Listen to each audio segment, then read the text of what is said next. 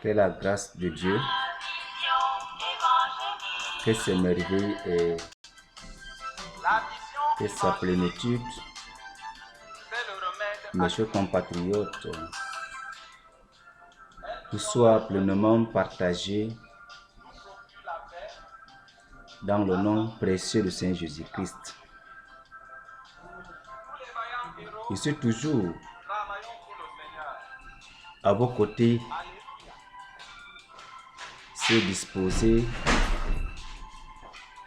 à nous expliquer la parole de vie à ceux-là qui se disposent tout le jour à recevoir la bonne part qui est la bonne nouvelle.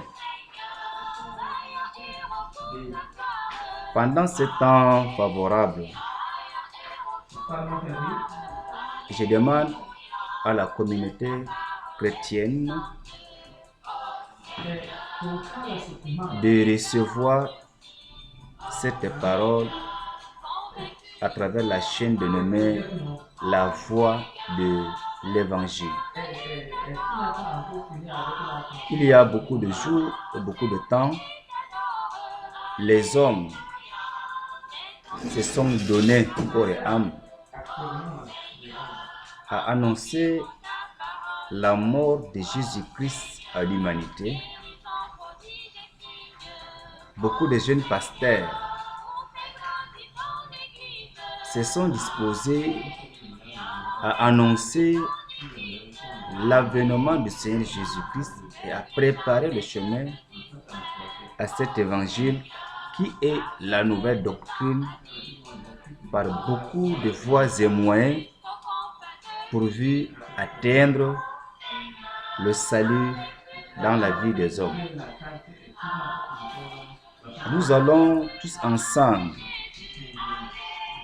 par votre permission, n'est-ce pas, développer un enseignement sur l'action évangélique à travers les hommes de Dieu. Ce message a pour un texte de base Exode chapitre 17 à partir du verset 9 jusqu'au 16e verset, qui a pour thème: soutiens-tu ton collègue pasteur dans le service de Dieu? Soutiens-tu ton collègue pasteur dans le service de Dieu?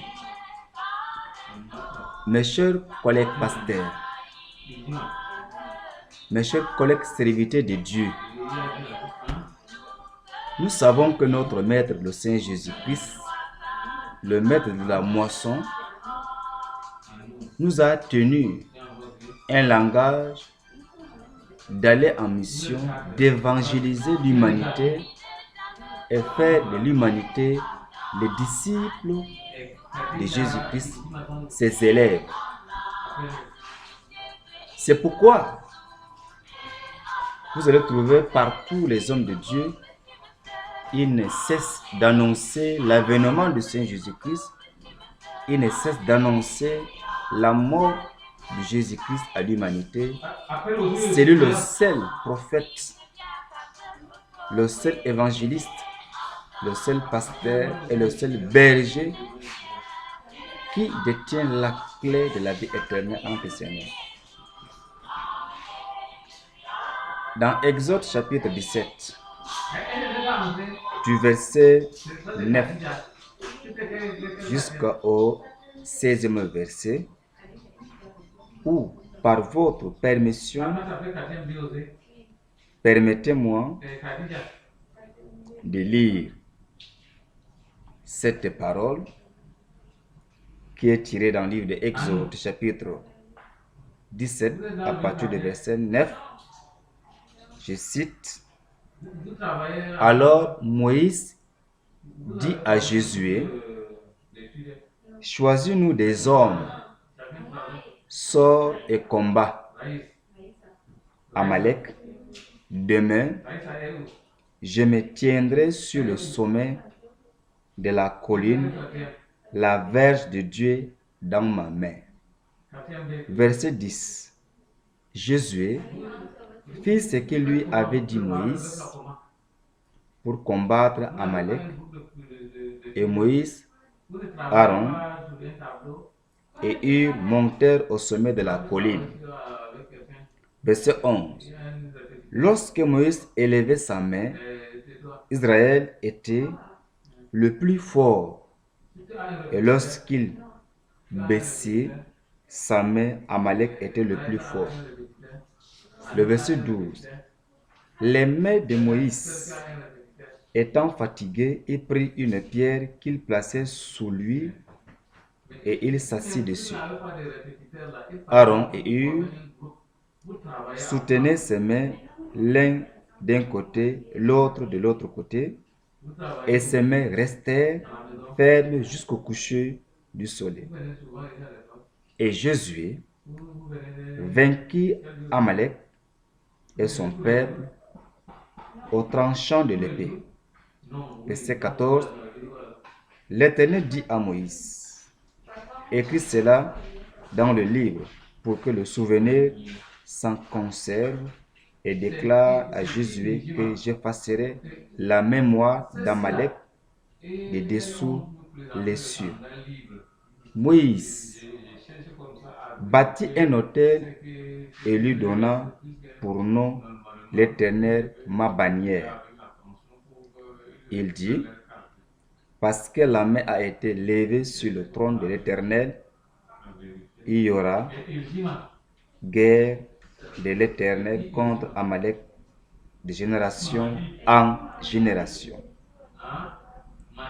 Frères pasteurs, collègues pasteurs, le thème de ce message que nous allons partager étant comme le pain de vie ensemble pour avoir une fortification dans la grâce de Dieu et par la vertu du Saint-Esprit pour nous aider à faire une œuvre commune. Moi, je suis reconnaissant et je suis fier lorsque je rencontre un pasteur, un évangéliste qui parle du nom de Jésus et qui arrache les hommes de leur mauvaise manière de vivre et les amener à la nouvelle naissance. Je le soutiens davantage dans ma prière. Je me force de partager mes idées avec ces hommes de Dieu qui n'impliquent pas les doctrines dans les Saintes Écritures, mais qui s'efforcent à annoncer la mort de Jésus-Christ à la planète et d'amplifier davantage une expertise dans les enseignements de la voie de l'Évangile pour que l'homme ne s'égare pas de l'Évangile, mais qu'il se fortifie davantage à marcher dans une marche authentique digne de l'Évangile. Alors, le thème maintenant, vous allez trouver que beaucoup de pasteurs et beaucoup des hommes de Dieu sont contre ceux-là qui se donnent jour après jour à faire la volonté du Seigneur. Et vous rencontrerez cela dans beaucoup de dénominations lorsque un jeune pasteur est zélé, comme disait Jésus-Christ, les ailes de la maison de mon Père me dévorent. Jésus parlait quelque part, je m'en occupe des affaires de mon Père. Et vous trouverez des vieux prophètes, des vieux évangélistes, des vieux apôtres, des vieux pasteurs qui sont là, nantis en théologie humaine et qui ne font aucun effort d'amener une âme au Seigneur, même de convertir une âme au Seigneur, mais ils prétendent tenir une lutte d'influence envers ceux-là qui se donnent corps et âme à faire la volonté de Dieu. Mais nous allons voir dans ce message que, par la vertu du Saint-Esprit, que je voudrais que nous essayons d'écouter et de comprendre ensemble dans une connaissance spirituelle. Moïse, nous le savons tous, Moïse était le serviteur de Dieu. Moïse a une nationalité hébraïque. Il était né en Égypte, retiré par la fille de Pharaon, élevé dans le palais égyptien, enseigné par la connaissance égyptienne. Mais Moïse a eu des difficultés et cette difficulté était pour la gloire de Dieu que plus tard que le peuple d'Israël vont être délivrés sous sa tutelle. Il a suivi d'abord ce qu'on appelle une école administrative d'origine égyptienne et plus tard il sera isolé chez le pays Madianite, chez un certain Jéthro, pour maintenant recevoir sa théologie pastorale. Il viendra plus tard pour délivrer le peuple d'Israël, les amenant dans le pays promis. Jésus était né au désert. C'est après la traversée de la mer Rouge, par beaucoup de miracles que Dieu a reproduits en Égypte. Plus tard, Jésus va avoir la naissance. Donc, si vous me permettez un peu le terme, entre Jésus et Moïse, c'est à Moïse que Dieu parlait face à face. Moïse était le serviteur de Dieu, mais Jésus était le serviteur de Moïse. Vous allez convenir avec moi que les anciens pasteurs, les anciens serviteurs de Moïse, Aaron et Hur, vont soutenir Jésus dans la prière jusqu'à ce que Jésus a remporté la victoire au-dessus du peuple Amalek. Mais ce n'est pas ce qui se passe aujourd'hui. Mon bien-aimé collègue pasteur, jaloux du ministère, que celui dont tu l'as engendré dans la foi, dans l'église, qui devient plus fort que toi, au lieu que tu le soutiens dans le service, plutôt tu le crées des antécédents, des difficultés pour qu'il tombe.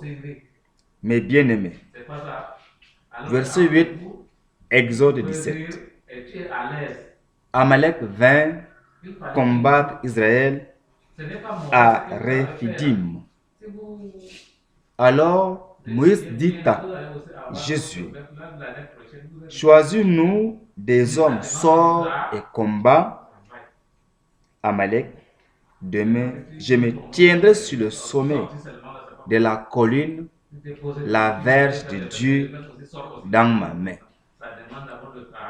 Amalek va livrer un combat acharné au peuple Israël. Moïse sentait déjà une fatigue physique, même spirituelle en lui. Il va porter son choix sur un jeune serviteur de Dieu qui est zélé, Jésus fils de Nun, et il va demander à Jésus de choisir les hommes de guerre pour les renvoyer et pour les envoyer affronter cet ennemi. Cet enseignement que je voudrais nous donner, il y a des villes, il y a des pays où tes serviteurs peuvent aller entrer là, mener cette guerre qui n'est que autre que la campagne d'évangélisation. Mais ce n'est pas ce qu'aujourd'hui nos anciens ou nos anciennes pasteurs ou pasteuses, permettez-moi le terme,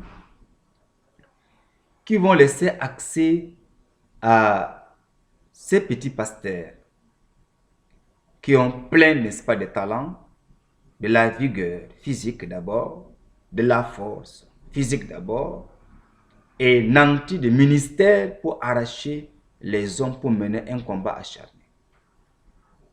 Chers compatriotes, dans cette lecture où l'on vient de citer, ça paraît de la guerre physique. En contrepartie spirituellement, c'est aller mener une campagne d'évangélisation. Aller témoigner, aller arracher quelqu'un, quelque part, qui est là ivre, qui est là dans le tabac, qui est là dans la prostitution, que toi tu sens déjà une fatigue. Mes chers compatriotes pasteurs, laissez les petits serviteurs relever le défi.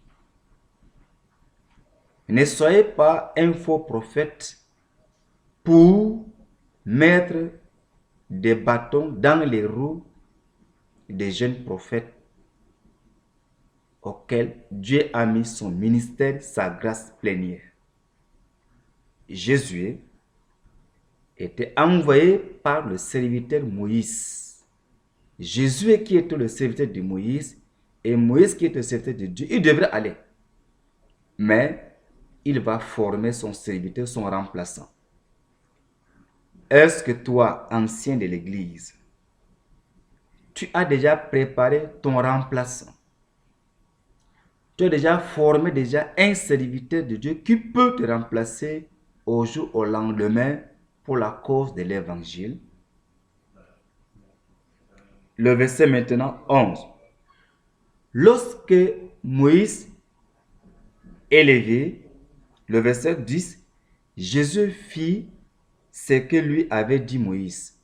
Jésus n'avait pas un esprit de matu-vu, ni un esprit d'orgueil en lui. Il a accepté comme ce que le serviteur de Dieu Moïse lui avait dit. Il va sélectionner les hommes qui devraient sortir avec lui pour la bataille. Notre Sauveur Jésus-Christ, quand il a formé sa petite communauté, il les avait dit, allez, faites les nations des disciples. Allez, faites les nations des disciples. Et avant d'arriver à cette thématique, il dit, tout pouvoir qui m'a été donné dans le ciel comme sur la terre. Ce pouvoir de Jésus-Christ, lorsque nous nous levons déjà pour aller faire la volonté de Dieu, ce pouvoir nous sera accompagné. Pour combattre Amalek, eux, Moïse, Aaron et Hur montaient au sommet de la montagne. Quand Jésus était sur le terrain, Moïse, Aaron, Hur, qu'ils étaient des anciens qui connaissaient le terrain bien que Jésus est, ils étaient montés sur la colline. La colline représente le temple de Dieu. La colline représente là où nous devons se mettre à genoux pour présenter nos problèmes à Dieu pour la cause de la mort de Jésus-Christ, le rachat de l'humanité. Lorsque Moïse élevait sa main, Israël était le plus fort, et lorsqu'il baissait sa main, Amalek était le plus fort. Moïse connaissait d'avance que Jésus, c'est un jeune serviteur, il n'a pas encore beaucoup d'expérience. Il l'a envoyé pour rencontrer Amalek dans le champ de bataille. Mais lui, de son côté, avec son staff, il n'a pas resté à critiquer Jésus. Il n'était pas resté à mal parler de Jésus comme font aujourd'hui des pasteurs dans les assemblées. Ils ne veulent pas un jeune pasteur, n'est-ce pas, s'en sortir pour faire l'œuvre de Dieu. Ils voudraient toujours que ce soit eux. Mais Moïse n'avait pas eu cet esprit que tu as aujourd'hui. Soutiens-tu ton collègue pasteur dans le service de Dieu? C'est une question. Elle peut être une question provocatrice. mais c'est la vérité dans le sens de l'évangile. Jésus était un jeune serviteur qui manque d'expérience, mais dans le champ de bataille. Moïse, qui était le serviteur de Dieu, partant de lui que le peuple d'Israël a eu la traversée de la mer Rouge, de l'Égypte vers le Canaan, et la même eau a été une occasion de la mort du peuple égyptien. Moïse qui conversait avec Dieu, mais il ne s'est pas dit que non, il faut que moi-même j'aille. Il sait d'avance que l'homme ne vivra pas éternellement sur la terre. Il faut former quelqu'un, son remplaçant. Dans ta dénomination, tu fus le premier pasteur. Est-ce que tu as déjà préparé un remplaçant? Moïse, avec les 4 bien-aimés, lorsqu'il élève la main vers le ciel, Jésus a toujours la victoire. Mais quand il se sent maintenant fatigué, Amalek prend la victoire au-dessus du peuple Israël dans le champ de bataille. Le verset 12. Les mains de Moïse étaient fatiguées. Il prit une pierre qu'il plaçait sous lui. Écoutons bien ce texte. Moïse soulevait ses mains. Comme c'est un être humain, il doit avoir une fatigue comptée. Les 2 autres, y compris Aaron et Hur, ont compris que les mains de Moïse étaient fatiguées. Ils étaient allés chercher des pierres. Alléluia. Ils se sont amplifiés davantage dans la prière. J'aimerais ici beaucoup causer avec des pasteurs qui ne veulent pas voir un jeune pasteur grandir. Mais ce n'est pas ce que l'évangile nous enseigne. Lorsque Jésus-Christ prêchait l'évangile, je crois, toi, pasteur, tu as eu à prêcher dans ce que je vais parler. Mais subitement, les disciples de Jean-Baptiste ont découvert Jésus en train de faire des miracles. Ils étaient venus parler à leur maître, Jean-Baptiste, mais nous avons trouvé quelqu'un qui parle, il fait des miracles. Jean-Baptiste a compris que c'était Jésus-Christ, le médiateur, l'avocat et défenseur. Qu'est-ce qu'il dit? Il dit qu'il croisse et que je diminue. Alléluia. Qu'il croisse et que je diminue. Que Jésus croisse et que lui, Jean-Baptiste, qui diminue. C'est ce que beaucoup des hommes de Dieu ignorent. Beaucoup de pasteurs, de clouriers ignorent. Moïse, Dieu a fait des miracles à travers lui. Mais il se sentit maintenant partant parce que tout homme est pèlerin sur la terre. Pasteur, toi qui ne veux jamais voir un serviteur de Dieu grandir, développer sa connaissance spirituelle lorsqu'il prêche l'évangile et ça arrache les âmes, est-ce que tu l'as reçu comme Jésus a été reçu dans le cœur de Moïse et Aaron et Hur? Les hommes de Dieu se sont permis de chercher les pierres pour maintenir les mains de Moïse et pour que Jésus remporte la victoire. Mais bien-aimés dans le Seigneur, il prit une pierre qu'il plaçait sous lui et il s'assit dessus. Aaron et Hur soutenaient ses mains l'un d'un côté, l'autre de l'autre, et ses mains restèrent fermes jusqu'au coucher du soleil. Verset 13. Et Jésus vainquit Amalek et son peuple au tranchant de l'épée. Regardons comment la prière soutenue par les anciens pasteurs aide un jeune pasteur sur le terrain.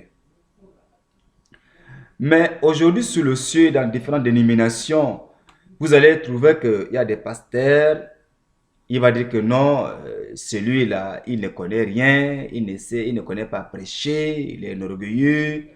Les pasteurs créent des embouteillages dans la vie des jeunes pasteurs.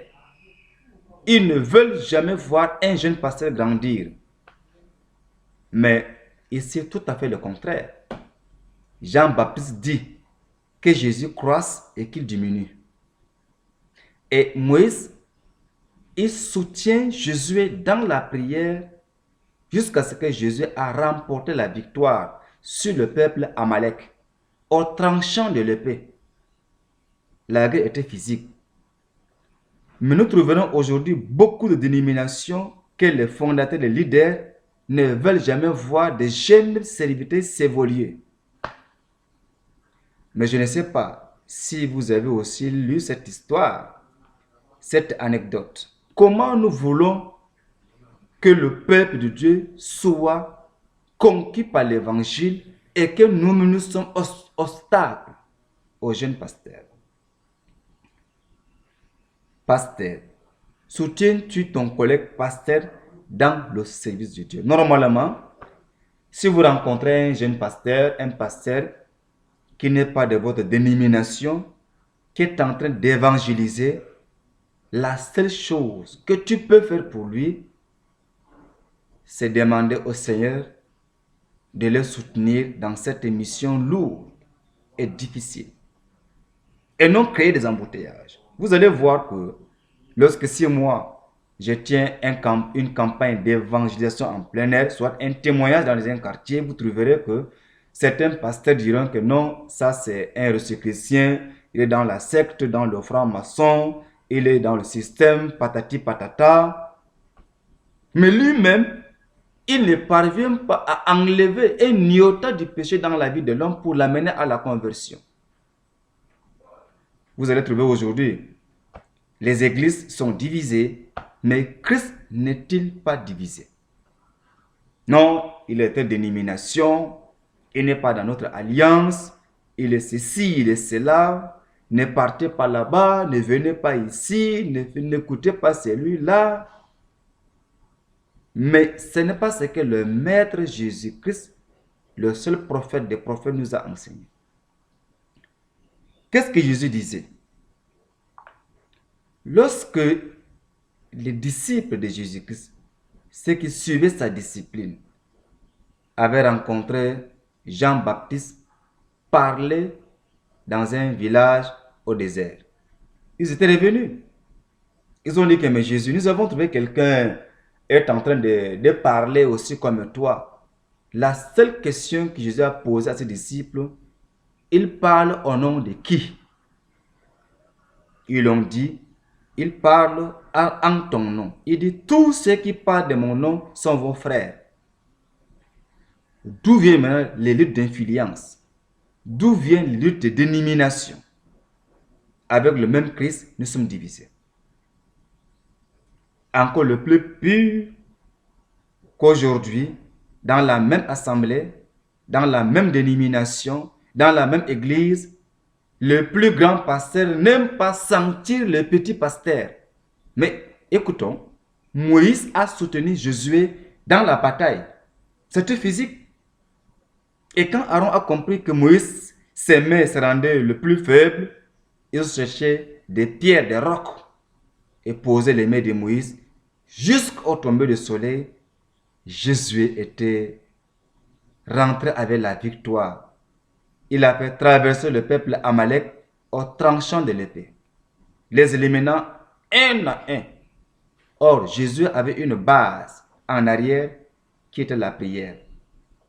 Mais aujourd'hui, les soi-disant ouvriers de l'église, les soi-disant pasteurs, les soi-disant apôtres, ils créent des embouteillages dans la vie de ceux-là qui font la volonté de peur Dieu. Moïse bâtit un autel en lui donnant pour nom l'Éternel ma bannière. Alléluia.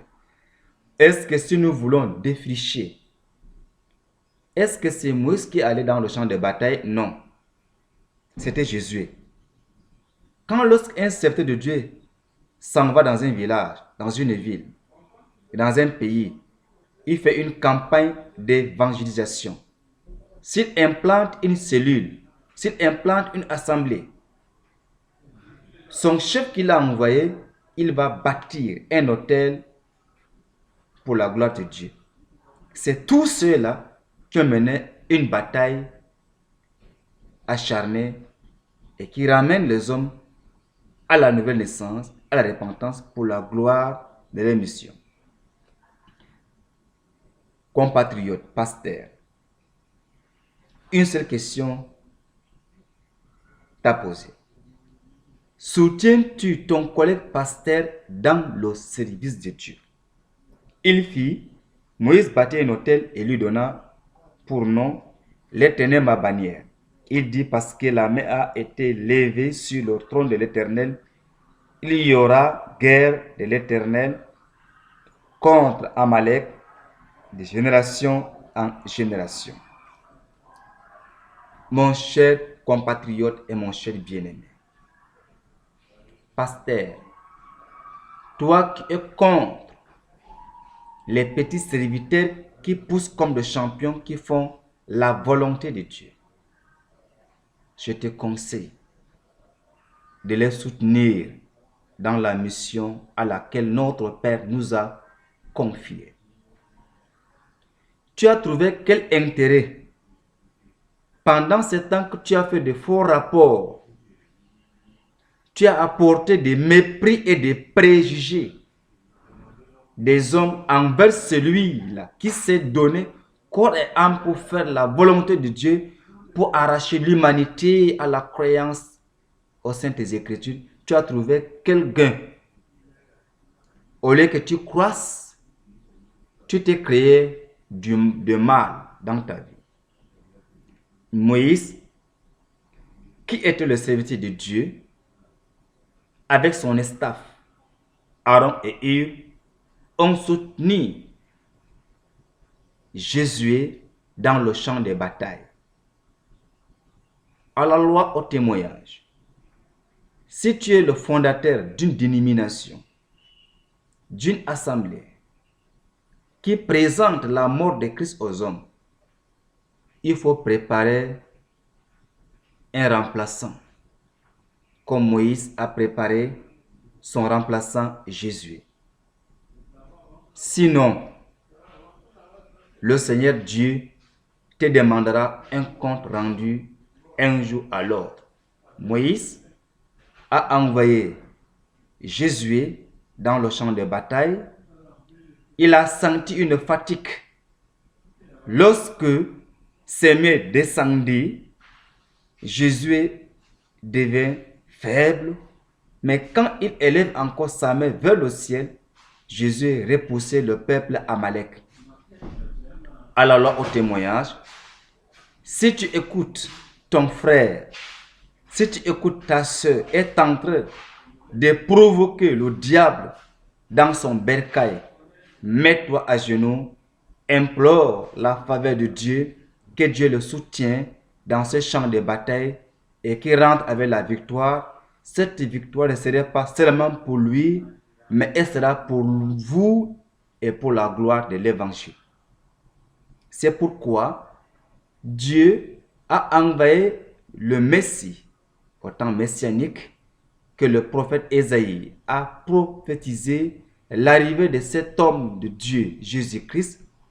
Et quand il est venu, Jésus a formé sa petite communauté.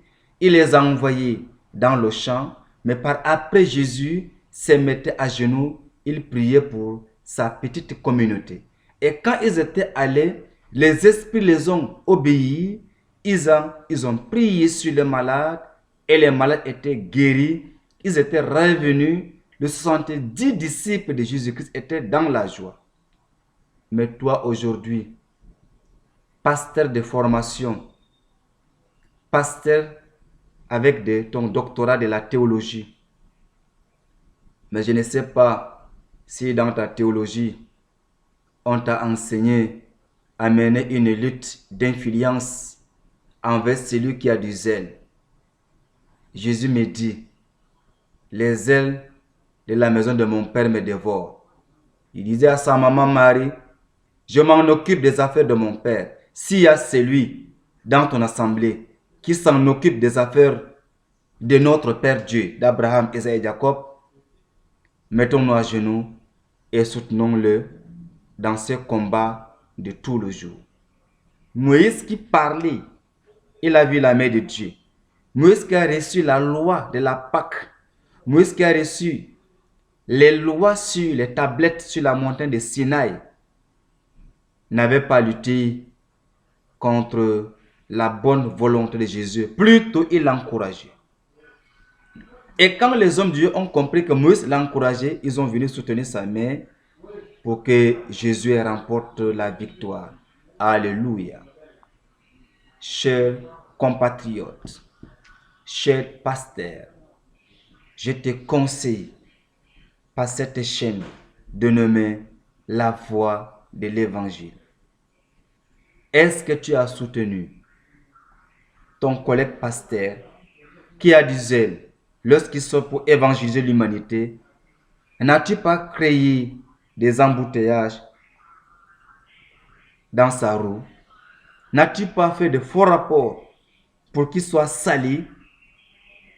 Si tu as une vision évangélique, soutiens ceux-là qui ont la bonne volonté.